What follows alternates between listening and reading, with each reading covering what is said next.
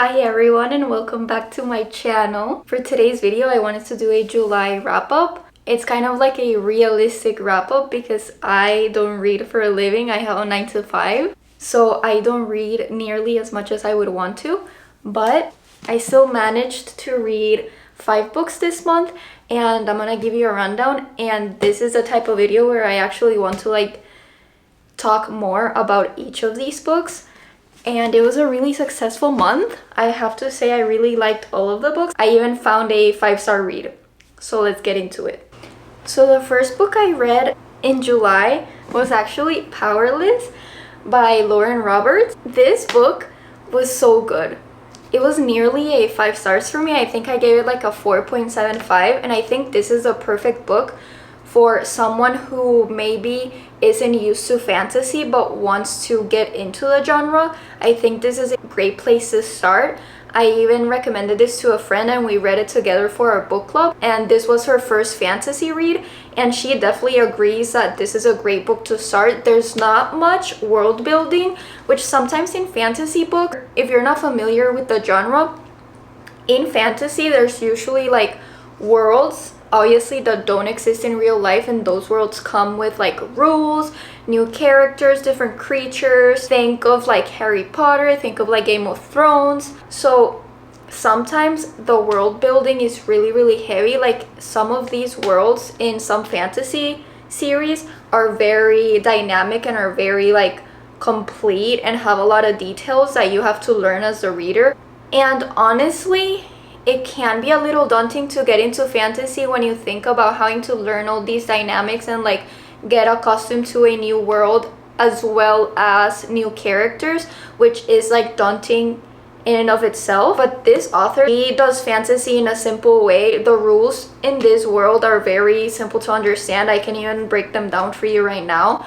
Basically, in this world you have ordinaries, which are people without powers, and then you have elites, which are people with powers. But basically this world and this like city is ruled by a king who has spread this lie and brainwashed people into thinking that ordinaries have and carry a disease that basically will take the powers away from elites, and they have been brainwashed to believe that they basically have to like kill ordinaries in order for them to survive as elites. That's like everything you need to know about the world.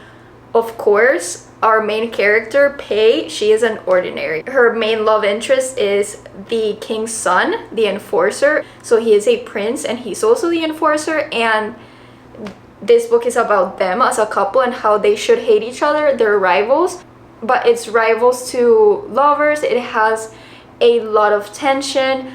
Their chemistry is palpable. It's just very plot heavy. Lots of things are happening. You're never bored. It's just a great time. So I gave this, I think it was like a 4.75 stars, and this was a great way to start my month for sure. The second book I read this month was actually the sequel to Powerless, Reckless. I'll put it up on the screen. I lent it to a friend, which is why I don't have it, but I'll just hold this one instead. And I've talked a lot about this book, how I have an unpopular opinion because people, what I've seen is that they don't like Reckless as much as Powerless. For me, like I said, Powerless had a lot of tension and you craved the interactions between our two main characters. The interactions between them in the first book are kind of scarce because there's a lot going on besides that. So the first book, like I said, is very like plot heavy. And then in the second book, like Lauren Roberts has said herself, the second book is kind of like a palate cleanser for the third book, which is going to be like super crazy apparently. So the second book is just meant to be like the calm before the storm, and that's basically what you're getting. You just follow Pei and Kai around for the entire book, which is something that I really wanted more of from the first book. I wanted more of them together. I understand why people are disappointed in Reckless, because after waiting for a whole year, you kind of expect the plot to move further than it actually did. But I ate it up and I actually gave Reckless a 5 stars. I don't know if I stand by that rating. I think I was just like obsessed with the story. Maybe it's like a 4.75 or 5 stars for me, but it's definitely super high. I love that book and I can't wait to read the third one. The third book I read this month was the last book in the Chestnut Spring series, Hopeless.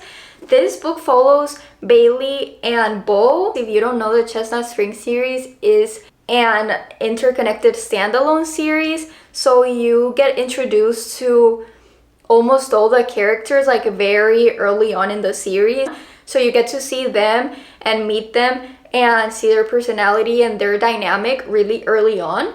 I honestly really liked this book. For the majority of the series, Bo was described as like this golden retriever person who is always super happy and is always super positive. So it was really refreshing to actually get his perspective and to actually get to know his side of the story and his thoughts and why he chose to present himself that way when in reality he is dealing with a lot in this book. And then his relationship with Bailey, I just really loved. I don't think it's my favorite from the series, but I did really enjoy it. It was also really nice to see him having her back after her having like a really difficult childhood. She is basically a girl who has always been treated differently because of how her brothers choose to act. Like her brothers and her dad are like trash basically, so everyone kind of hates her in the town, and it's nice to see her grow out of that and into like the individual and the person that she is. And it's nice to see people respecting her for who she actually is instead of just projecting everything they feel about her brothers and her family onto her. I also really admire her. She's really hardworking. I can relate to like having really set and clear dreams, and I like how he supports her and just wants to be part of that. If you haven't read this series, I definitely recommend it. It's just like very light romance books, but the fact that they're interconnected standalones just makes them so much better because you get attached to their characters way before you get to meet them in like their books where they're the main characters. I can't remember the rating I gave it. I think I gave it like a 4 stars. So yeah, pretty high rating too. I love all of the Chestnut Spring series books. The fourth book I read this month was Wild Love, which is by Elsie Silver too. She's the same author as Hopeless and the Chestnut Spring series, but this is her other interconnected standalone series, and if I'm not mistaken, this is the first in that series. The series is called the Rose Hill series. I liked this book. It wasn't my favorite out of all the books I've read by her. This is like kind of like single parent trope, kind of like rivals to lovers, kind of like enemies to lovers, but they think they're enemies, but they're not actually enemies. They just like both have had feelings for each other for the entire time, but they both think the other one hates them. I don't think there's like much to say about this story because I didn't feel like as connected to the characters. It was just a great romance book for when you're feeling like a light romance. I think I rated this like a 4 stars too. And by the way, these books, like everything Elsie Silver, is really spicy. So if you're not into that, maybe don't read these books because they're really spicy. And then the last book I read this month, or last month, was actually Daisy Jones and the Six. And this is my 5-star read. This book is by Taylor Jenkins Reid, and she has created this world where it's kind of like interconnected standalones vibes, but not really because the characters aren't really connected. They're just like part of the same world. So maybe you'll get a character from another book that's kind of mentioned in her other books, but it's not like they're like super interconnected. So I wouldn't say they're interconnected standalones. They're just like part of the same world, and it's nice to kind of see other stories play out in that same world even if they're not like connected. This book is about a fictional band called The Six and a fictional singer called Daisy Jones, and how she ends up joining the band, and then it's kind of basically like a reality show type of vibe. It's written in an interview format, which I thought made the book fly by. I read this book so fast and I actually loved that format. I described it to someone as it being like super similar to, if you've seen The Office, you know how they take the characters out of like their little cubicles in the office and put them in another room and ask them questions to later put into the editing as like an interview part of the episode. I don't know if that made any sense, but these interviews feel kind of like that. They're not together, like the characters are alone while they're being interviewed, so they feel like very comfortable sharing their part of the story. So it's also really funny and just interesting to see how all of their perspectives of reality differ from one another, and you kind of get like the reality from all of their perspectives, so it's kind of up to you as a reader to decide who you believe. The main characters in this story were kind of troubled, like they're definitely very chaotic, they're definitely not the perfect role models, but I think Taylor Jenkins Reid has something that I really enjoy in her books, and it's that they read like reality. Even though her characters are fictional, you see yourself in those characters even more.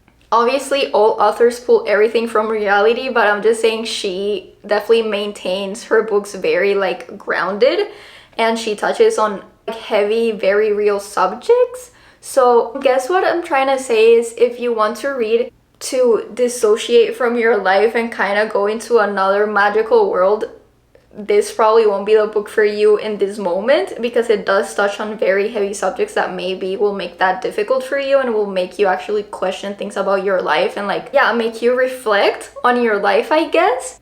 But the writing is so beautiful. She's such a good writer. I literally think her writing is like art. Like, I think her books could really easily become classics later on. Each of her characters has so much depth, and they're so well written, and they all have such unique voices that I just admire her as a writer so much. And this story, like I said, just flew by. It literally felt like a real band. I know it's not a real band, but like it literally feels like you're reading about a real band. I haven't watched the TV show, and I don't know if I want to, just when I love books so much and I know the TV shows change so much of the book, I just like lose interest.